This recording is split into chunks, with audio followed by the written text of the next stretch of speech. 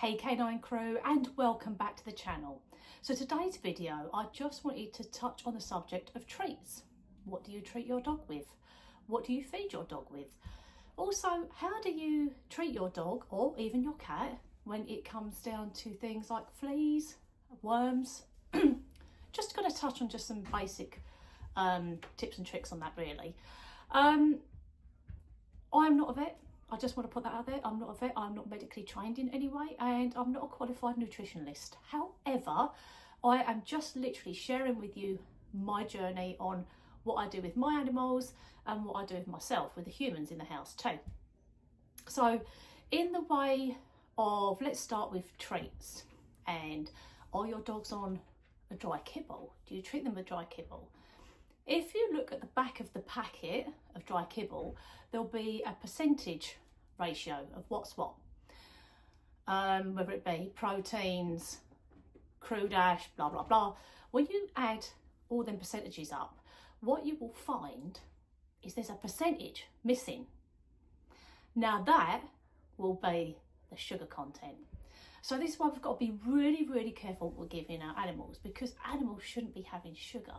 It's not in their natural makeup. They would not have that kind of chemical, man-made product in their food. We're not talking natural sugars that you get in the way of fruits or vegetables. We're talking sugars that have been put in. So what I tend to do, I'm not going to go too much into that, but just look out for that. It's really interesting. What I tend to do for treats for my animals, it's really healthy. It is made at home, cheap as chips, as they say. Liver, dried liver.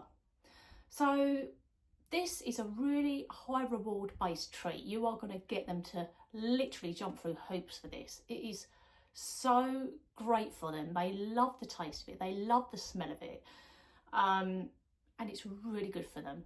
You can either get ox liver or preferably lamb liver, which is really high in iron. It's fantastic. It's really good. I have bought a dehydrator that I got from Amazon.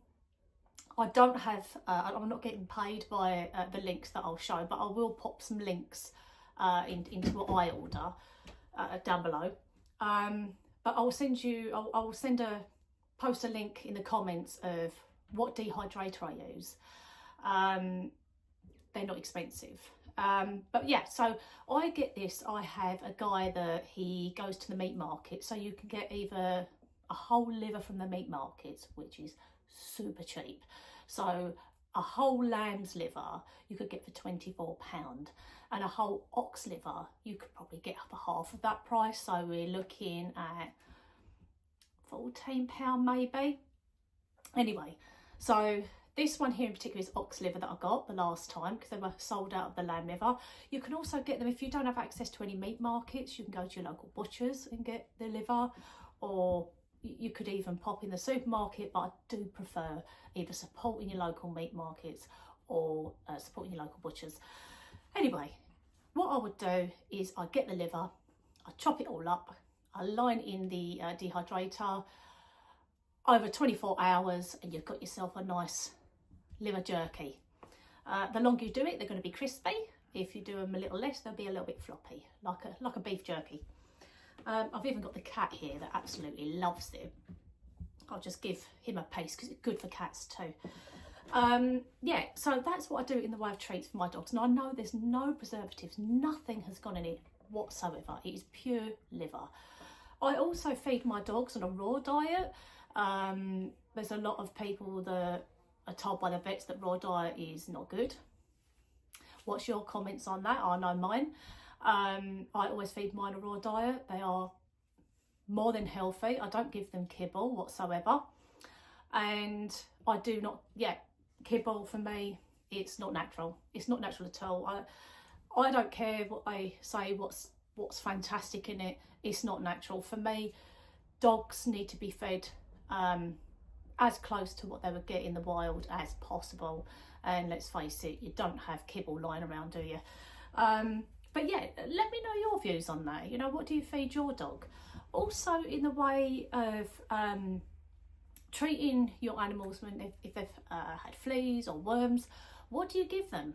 Do you give them pipettes? Do you give them wormer? Because I just want to touch on that there's some really heavy duty chemicals in the pipettes themselves. The flea pipettes, it's a pesticide. It's a pesticide. I never forget when I was using it.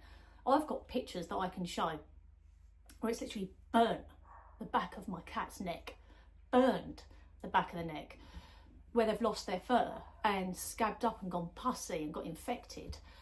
That is insane, isn't it? You know, it's just totally insane.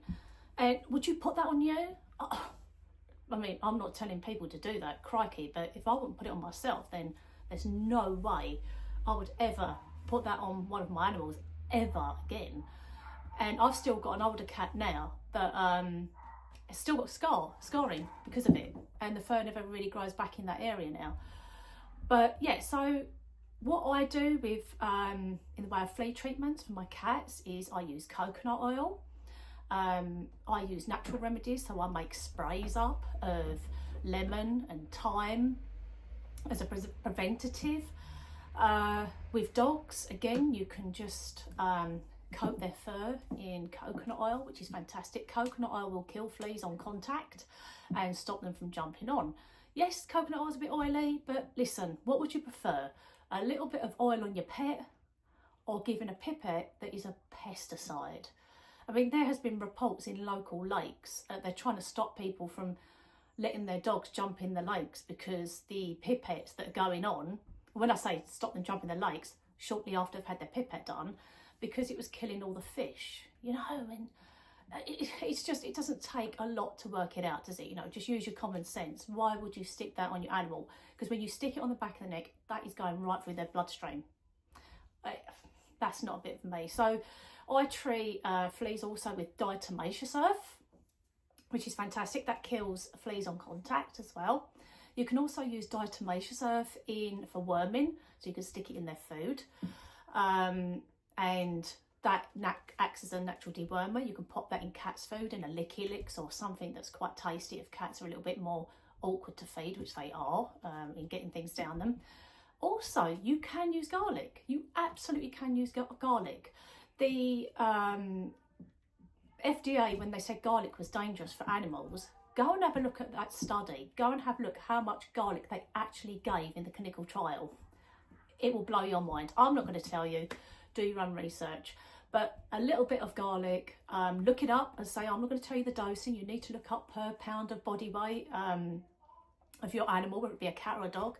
Garlic is fantastic to put in the food. Garlic powder generally is easier to get into a pet's food, particularly a cat. So yeah, garlic, because they will sweat the garlic out and it will act as a natural flea deterrent. So I would definitely look into holistic stuff. I have got a whole cupboard of holistic treatments for my dogs and my cats and for humans. I do not have one medicine in our house, not for anything, not for headaches, nothing. Because as well with humans, you've got to think to yourself, you know, if something's going on with your body, listen to it, you know, what's going on, and what do I need to do to change it? So, but yeah, I'm just basically being an advocate for animals, of trying to give them something as natural as possible that's not going to affect them detrimentally in their health down the line. But let me know your comments. I won't keep banging on about this in this one video. I can, if you want me to, do a specific video for each thing that I treat, each medicine I hold in my cupboard as well. Medicine, correct myself, not medicine, holistic approach that I use for my animals. And I can give you all the information, such as colloidal silver, DMSO. There is so much to touch on that business. So do give me a comment. Let me know what you do. Let me know what you feed your animals. Let me know how you treat your animals. And please ask me what video to make, because I'll be more than happy to share that with you. Thank you so much for taking the time and watching Canine Crew, and I hope you have a wonderful day.